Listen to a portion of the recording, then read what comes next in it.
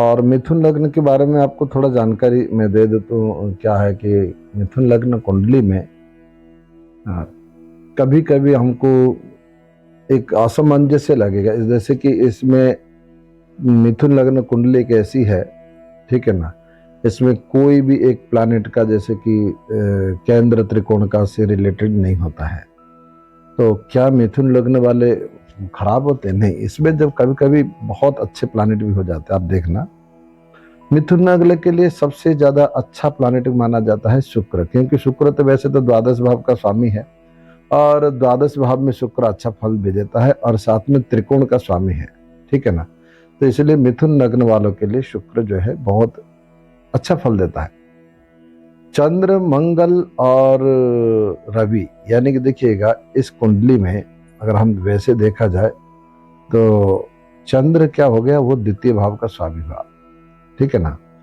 और मंगल जो हो गया षष्ठेश और एकादश भाव का स्वामी हुआ, ठीक है ना। और सूर्य तृतीय भाव का स्वामी हुआ। तो ये द्वितीय होने के कारण में इसको तो मार्केश के दोष लग गया।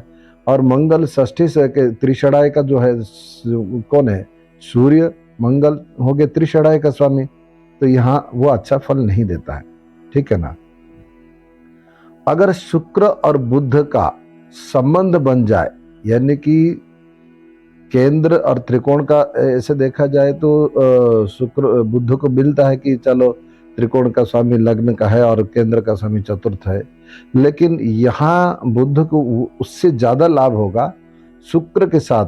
यदि बुध का संबंध शुक्र के साथ है, आप समझ लेना, यदि बुध का संबंध शुक्र के साथ है, ये द्वादश भाव का समय, ये भी लग्जरी है और ये केंद्र त्रिकोण का है, तो इसका स्वामी केंद्र और त्रिकोण का स्वामी होने से ये राजी वगैरह यहाँ हो रहा है। और लग्न का स्वामी भी होने के कारण में शुक्र को, ये बुध को इसमें बहुत अच्छा मनाएगा। तो ऐसे व्यक्ति को भाग्य में बहुत ज्यादा उन्नति मिलता है, उसके कैरियर बहुत अच्छा रहता है और वो किसी भी काम इस टाइम पे करते हैं तो वो कुल मिला के उसको अच्छा रहेगा। और चंद्र मंगल रवि के टाइम पे थोड़ा सा व्यक्ति को परेशानी आती है, फिर उसमें प्लैनेट की सिचुएशन के आधार पर आप प्रेडिक्शन करेंगे, ठीक है ना। अब मंगल, रवि और चंद्र, यानी कि मार्स, सन और मून, ये प्राय मार्केस होते हैं, मंगल रवि चंद्र, क्योंकि देखिए तृतीय भाव का स्वामी सूर्य हुआ तो आयु का भी मन आ गया। तो विशेष करके मिथुन लग्न कुंडली के लिए चंद्र मार्केस होता है। और चंद्र में मंगल जब आएगा, अगर चंद्र मंगल की सिचुएशन ठीक नहीं है तो वहां भी अनिष्ट फल मिल सकता है। केतु के द्वितीय अथवा सप्तम स्थान अथवा द्वादश में केतु अगर द्वितीय स्थान में अथवा सप्तम स्थान में, मतलब द्वितीय स्थान में यहाँ केतु हो और यहाँ हो और द्वादश स्थान में यहाँ हो, ठीक है ना, चंद्र के साथ रहने से अगर इन इन पीरियड इसमें अगर चंद्र के साथ केतु हो तो समझ लेना कि केतु की महादशा में उसके घोर मार्केस लगेगा और कुछ ना कुछ बहुत नेगेटिव होगा। कि इस समय में अगर केतु का संबंध यदि इन भाव में चंद्र के साथ अगर हो जाए, ठीक है ना, मिथुन लग्न के लिए, अगर मिथुन लग्न कुंडली किसी की है, अगर वो चंद्र के साथ द्वितीय और सप्तम द्वादश भाव में केतु के साथ अगर इन भाव में बैठा है और केतु की महादशा अगर चंद्र के अंतरदशा आ जाए, समझो उस व्यक्ति के लिए बहुत ज्यादा तकलीफ का समय है। शारीरिक, आर्थिक, मानसिक और पारिवारिक भी परेशानी आ सकती, एक साथ सब चीज टूट पड़ गया, ऐसा समझो, ठीक है ना। यदि राहु मिथुन लग्न में बृहस्पति के साथ हो, यदि राहु बृहस्पति के साथ हो और कहा द्वितीय स्थान में हो, तो राहु की महादशा में जब बृहस्पति का अंतरदशा आएगा तो अनिष्ट होगा। राहु अगर मान लीजिए यहाँ राहु बैठा तो फिर केतु कहाँ आ जाएगा, अष्टम में आ जाएगा। तो यहाँ अगर केतु है तो ये यहाँ राहु आ जाएगा। तो ये कहता है कि राहु यदि द्वितीय स्थान में हो बृहस्पति के साथ, क्योंकि ये सप्तमेश बृहस्पति है, द्वितीय स्थान में राहु बैठा हो बृहस्पति के साथ, ठीक है ना, तो राहु की महादशा में जब भी बृहस्पति का अंतरदशा आएगा, ये भी एक मार्केस जैसा फल मिलेगा, ठीक है ना, उस व्यक्ति के लिए नेगेटिव फल मिलेगा। समझो कि उसको सारे डेवलप करियर, अगर कोई करियर के लिए प्रयास कर रहा हो या कोई नौकरी कर रहा हो, नौकरी भी चली जा सकती है, ठीक है ना। अगर कोई व्यक्ति बिजनेस कर रहा हो, उसमें भी बड़ा सा घाटा होगा, क्योंकि सप्तम स्थान व्यापार स्थान है और दसम स्थान कर्म स्थान है। उसका जो धन स्थान से संबंधित होता है, धन की हानि होगी। करियर की हानि होना धन की हानि है, ठीक है ना। और यदि सूर्य और बुध का तृतीय स्थान में बैठा हो, तो सूर्य और बुध, लग्नेश बुध और तृतीय बुध अगर तृतीय स्थान में, इन देखो थोड़ा सा मैं इसको मिटा देता हूं, आप समझ लेना। अगर ये बुध जो है, सूर्य यहां तृतीय का स्वामी है और बुध भी इसके साथ बैठा हो, सूर्य के साथ, है ना, सूर्य के साथ बुध भी बैठा हो इस स्थान में, तो बुध की महादशा में, है ना, बुध के महादशा में इस व्यक्ति का तृतीय भाव का फल मिलेगा, ठीक है ना। बुध के महादशा में सूर्य की, क्योंकि इसमें थोड़ा सा पॉजिटिव भी रहेगा और नेगेटिव नहीं रहेगा, है ना, अच्छा फल मिलेगा। उसके परिवार के, उसके कोई भाई बहन को कोई अच्छा डेवलप होगा, ऐसा माना गया है, ठीक है ना। ऐसे जातक में कार्य के निपुण भी होगा, मतलब अच्छा काम भी करेगा, ठीक है ना। यदि बुध का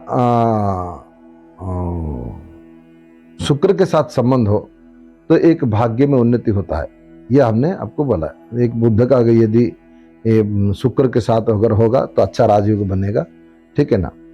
और उस व्यक्ति को सब सारे चीज उस टाइम पे पॉजिटिव है। जब बुध के महादशा, शुक्र की अंतरदशा या शुक्र की महादशा बुध की अंतरदशा या किसी भी अंतरदशा में, बुध की और शुक्र की अंतरदशा में, ये योग कारक एक राजयोग कहा जाता है और इसमें निश्चित रूप से उस व्यक्ति का डेवलप होता है, ठीक है ना। राहु की दशा में, जब राहु की दशा अगर किसी की कुंडली में है, मिथुन लग्न कुंडली है, अगर राहु द्वितीय भाव में बैठा है, ठीक है ना, उसकी अगर दशा शुरू हो जाए तो थोड़ा बहुत उस व्यक्ति को नेगेटिव फीलिंग ज्यादा आएंगे, लेकिन कोई ना कोई एक बंधन में से वो पड़ा रहेगा, ठीक है ना, वो निश्चित रूप से, लेकिन मृत्यु नहीं होगा, राहु मारेगा नहीं। और इस किसी भी भाव का विचार करेंगे, उसके कारकांश यानी कि उसके जो नवांश में, अर्थात 26 अंश से लेके, मतलब 26.5 के बाद 30 अंश तक जो भी रहेगा, तो उसकी मूल स्वभाव का लग्न दिखाई देगा। अच्छा, इस कुंडली में शुभ योग कौन बनाएगा? देखो, शुभ योग चंद्र द्वितीय स्थान का अधिपति होकर सूत्र के अनुसार मार्केट का दोष नहीं लगता, लेकिन अशुभ फल भी नहीं देता है। अब चंद्रमा लेकिन यहाँ शुभ फल भी नहीं देगा, मध्यम फल देगा, ठीक है। हर एक प्लैनेट के बारे में देख लो। और क्या है, शुक्र द्वादश अधिपति होकर साहचर्य के कारण में अन्य ग्रह के अलावा वो थोड़ा पंचमेश यानी कि त्रिकोण भाव का स्वामी होने के कारण में यहाँ शुक्र को शुभ फल माना गया है। इसलिए शुक्र के साथ बुद्ध का संयोग अच्छा रहेगा, ठीक है ना। बुद्ध चतुर्थ स्थान का जो केंद्र का स्थान है और लग्न का स्थान भी है, लग्न का अधिपति है, तो चतुर्थ स्थान के अनुसार अल्प दोष लगता है ना। शुक्र के स्थान के साहचर्य प्राप्त होने पर, यानी कि यदि पंचमेश के साथ अगर इसका ये योग बन जाता तो राजयोग बन जाएगा, जो मैंने बताया। अशुभ ग्रह देने वाला मंगल पाप ग्रह है, और पाप ग्रह होकर सूत्र के अनुसार ये मान लीजिएगा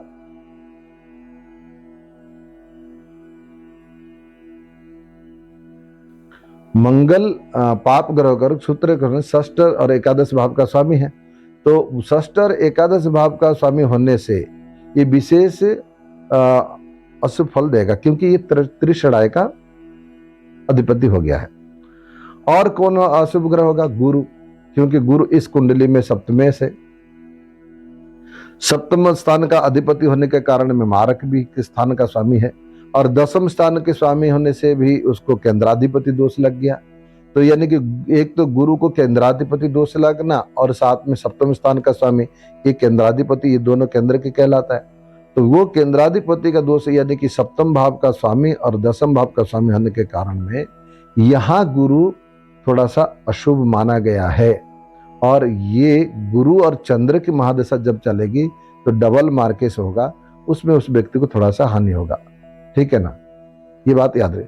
सूर्य इस कुंडली में पाप ग्रह है, और पाप ग्रह का अधिपति होने के कारण में सूत्र के अनुसार ये अशुभ फल देने वाला होता है, क्योंकि त्रिषणाय में पाप ग्रह अच्छा फल नहीं देते। लेकिन कुछ ज्योतिष की मत के अनुसार 3, 6, 11 में सूर्य अच्छा फल देता है, लेकिन ये कुछ और भी ग्रंथ में कहा गया है। फिर भी ठीक है, ये ना पाप फल देगा ना मध्यम फल, ये खराब फल देगा, ये तो मध्यम फल देता है, ठीक है ना। अब इस कुंडली में निष्फल योग किसका होगा? यदि अगर गुरु शुक्र एक साथ हो तो वो योग निष्फल हो गया, या तो गुरु और शनि एक साथ हो जाए तो भी निष्फल हो जाएगा। अब आप कहोगे गुरु और शनि, जैसे कि मान लीजिए एक तरफ से शनि नवमेश है, ठीक है ना, गुरु दसवें से, इन दोनों की युक्ति हो जाए तो ये राजयोग बनेगा, तो निष्फल क्यों नहीं? इसका दूसरा जो शनि है वो अष्टम का है, और इसका दूसरा राशि जो है वो सप्तम का है, वो खराब स्थान का है। तो ये केंद्राधिपति दोष लगा हुआ गुरु, और शनि को जो है अष्टमेश का दोष लगने के कारण में, इसलिए ये दोनों का युक्ति भी सफल योग नहीं होगा। और बुध और शनि, शनि अष्टम स्थान का है स्वामी होने से, और तीसरा जो सूत्र है कि बुध भी केंद्राधिपति का, केंद्र का स्वामी है, तो इसलिए यहाँ नहीं होगा। अब देखिए यहाँ भी आपको लगेगा कि ये देखिए अगर बुध शनि अगर निष्फल है, क्यों निष्फल होगा? देखो एक बात है, अगर यहाँ का स्वामी बुध और यहाँ के साथ कनेक्टिव होता है, ठीक है ना, तो अच्छा होना चाहिए केंद्र और त्रिकोण का। नहीं, इस लग्न के लिए योग कारक शनि नहीं है, ठीक है ना, योग कारक शुक्र है। जैसे इसके साथ अगर बुध के साथ शुक्र होगा ये तो ठीक होता, लेकिन शनि के साथ नहीं है, इसलिए ये निष्फल योग है। सफल योग बुध और शुक्र का है। तो इस कुंडली वाले जातक को करना क्या चाहिए, किस चीज से सावधानी रहनी चाहिए? ऐसे जातक को अधिकतर फेफड़े जनित रोग होता है, उसकी जो फेफड़े है, नर्वस सिस्टम है, वो थोड़ा सा कमजोर रहता है, ठीक है ना।